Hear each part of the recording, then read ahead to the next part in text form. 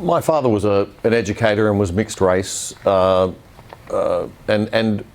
I think there was concern for him when multiculturalism, he's passed now, but he was very concerned about multiculturalism when it came in, because he was concerned that Australia needed its own identity as a nation. It needed to have its own dominant central culture, otherwise the culture would fragment. And I think he had a bit of vision in that sense.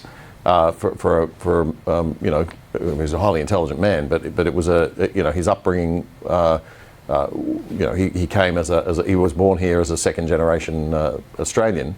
My heritage is mixed race. I have even further mixed race children. I find it very concerning that we are starting to use race as a metric for status within our society, and it is important that we all identify as Australian. I think no matter where we came from, we are a country of many, many different people of many, many different origins now. But if we don't have that core central identity of being Australian, we will see the rise of reactionary movements. It fascinates me that the cultural Marxists and the left seem to think there won't be a reaction to this. I had a friend the other day send me a flyer that he got in his letterbox in West End in Brisbane, which is one of the most woke suburbs you could possibly, live in. But he got a flyer from a neo-Nazi white supremacist group saying, "Join us."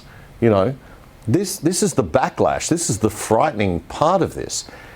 Now, it's almost as if neo-Marxists welcome this. They want that conflict. They want that polarisation that we're seeing at the moment, right? It's part of their...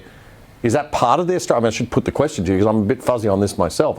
Is it part of the strategy to create this division and to bring on the sort of revolution?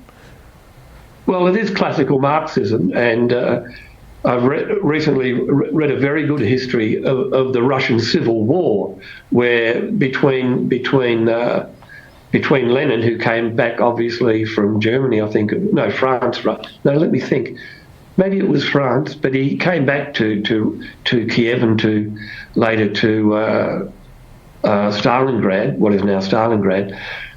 It was part of classical Marxism, you're right, that if you concede disruption, antagonism, if you can weaken your enemy by promoting disunity, then that's what they do.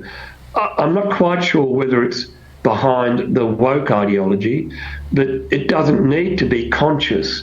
If it's implicit or unconscious, rather, if it's unconscious, that is the issue.